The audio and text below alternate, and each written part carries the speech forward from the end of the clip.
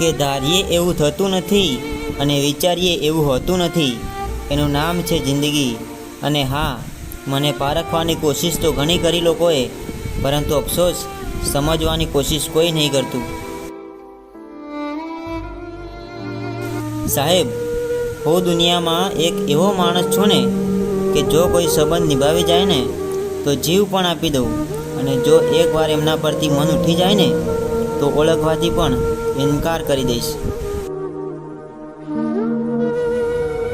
એકલા હતા અને એકલા જ રહીશું. હવે કોઈની ઉમ્મીદ પણ નથી અને હવે કોઈની જરૂર પણ નથી.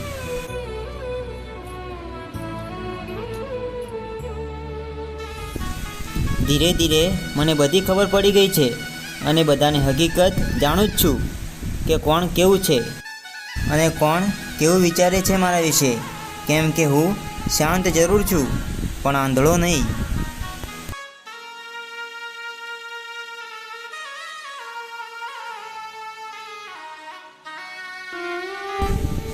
સાહેબ, કોઈને અંધારામાં રાખીને દગો આપવો એના કરતાં મોઢે કહી દેવું સારું કે હવે તમારી જરૂર નથી મારે.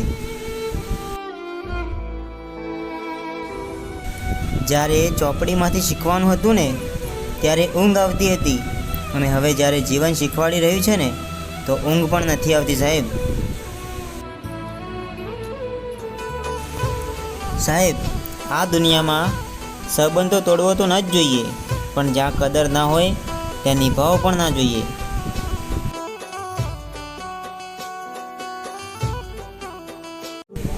આ તો અવાજના કારણે કાગડાને બદનામ થવું પડ્યું વડીલ. બાકી કાળા કામ તો કોયલ જ કરે, કાગડા નહીં. વિશ્વાસની વાત ના કરીશ દોસ્ત, કેમ કે મેં એક વ્યક્તિ પર વિશ્વાસ મૂકીને મારી આખી જિંદગી બરબાદ કરી નાખી છે.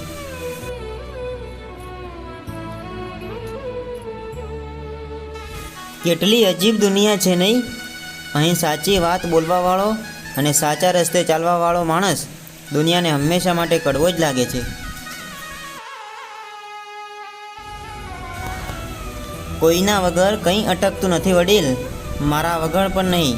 અને હા, તમે આ બધું વહેલું સમજી જશો ને તો જિંદગી જીવવાની મજા કંઈક અલગ આવશે.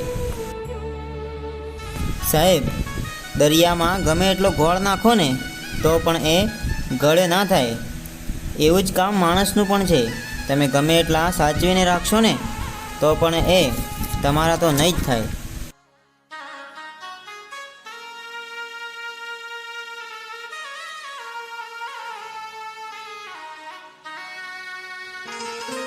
ના ફાવે તો મેદાન છોડી દેવું વડીલ, પણ જ્યાં રહો ત્યાં વફાદાર રહો. ડબલ ઢોલકીમાં આ દુનિયામાં કોઈ આગળ આવ્યું નથી, એટલા માટે હવે વહેલા સમજી લો. જો સમજાવવાથી બધા સમજી જતા હોત ને તો આ વાંસળી વગાડવાવાળો કાનો ક્યારે મહાભારત ના થવા દેત. આ દુનિયામાં ઘમંડ એને જ હોય જેને વગર મહેનતે બધું મળી ગયું હોય. બાકી પોતાના પગ ઉપર ઊભા થયેલા માણસને પગરખાની પણ કદર હોય છે સાહેબ.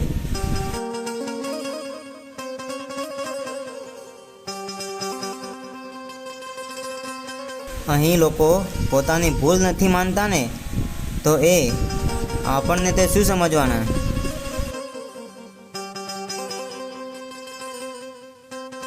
કોઈએ મને પૂછ્યું, આ દુનિયામાં તમારું કોણ?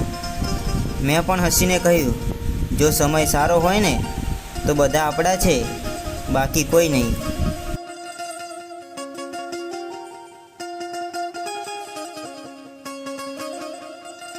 સાહેબ, ખબર નહીં આ સંબંધોમાં કયા પ્રકારનું ગણિત હોય છે. કોઈના માટે તમે ગમે એટલું કરો ને તો પણ છેલ્લે સરવાળો તો શૂન્ય જ ગણાય છે.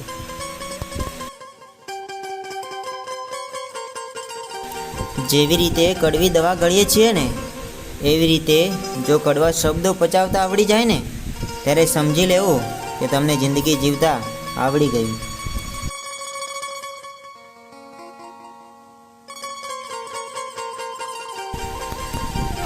જે વ્યક્તિ સાચો હોય છે ને સાહેબ,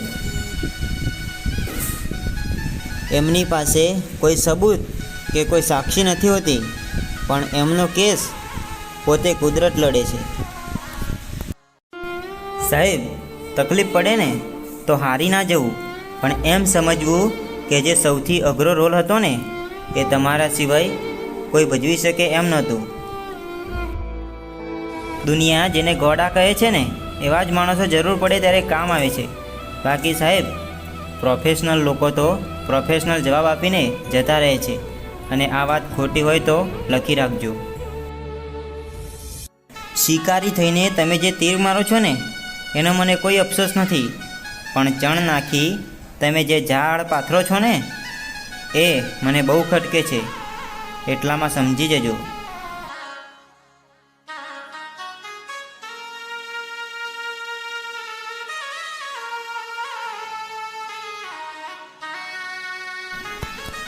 નસીબનું લખેલું બધું જ સહન કરવું પડે છે સાહેબ, કારણ કે મુશ્કેલી વેચી નથી શકાતી અને શાંતિ ખરીદી નથી શકાતી. મારેલા મેણા હજુ સુધી યાદ છે વડીલ, કંઈ ભૂલ્યા નથી અમે. બસ મોકાની રાહ જોઈને બેઠા છીએ. તમને એવો વળતો જવાબ આપીશું ને કે આવનારી 7 પેઢી પણ યાદ કરશે, અને આ વાત તમે લખી રાખજો.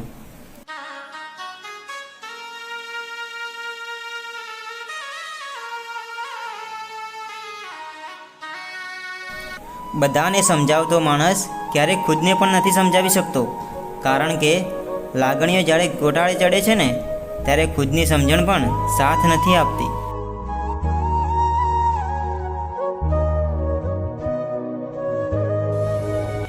ઘડિયાળના કાંટા એના નિયમ પ્રમાણે ચાલે છે ને એટલે સૌ એની પર વિશ્વાસ કરે છે.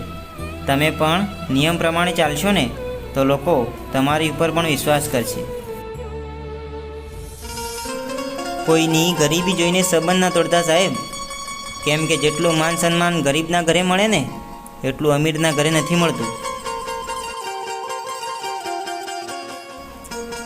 દરેક સમાજ કે પરિવારમાં એક એવી વ્યક્તિ તો હોય જ છે જે બધાને અંદરો અંદર લડાવે અને પછી કહે મારી ઈચ્છા તો એવી છે કે બધા હળી મળીને રહે. તમારું માન જળવાય ને ત્યાં જ પગ મૂકજો સાહેબ, કેમ કે અભિમાન તો અહીં દરેકને છે, અને હારવું પડે ને તો એવી રીતે હારજો કે જીતનારને પણ જીવનભર અફસોસ રહી જાય. ભગવદ્ ગીતામાં લખ્યું છે સાહેબ, પરિવર્તનથી ક્યારેય ડરવું નહીં.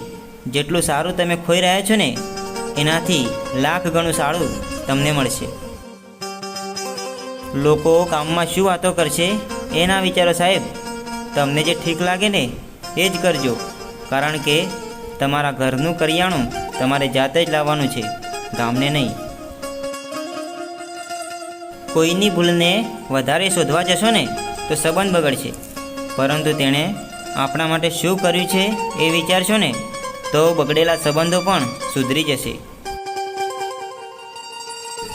વખાણ કર્યા વગર કોઈ ખુશ નથી થતું વડીલ, અને ખોટું બોલ્યા વગર કોઈના વખાણ નથી થતા, અને એ અમારા લોહીમાં નથી, એટલે જ કદાચ અમુક લોકો સાથે મને નથી ફાવતું.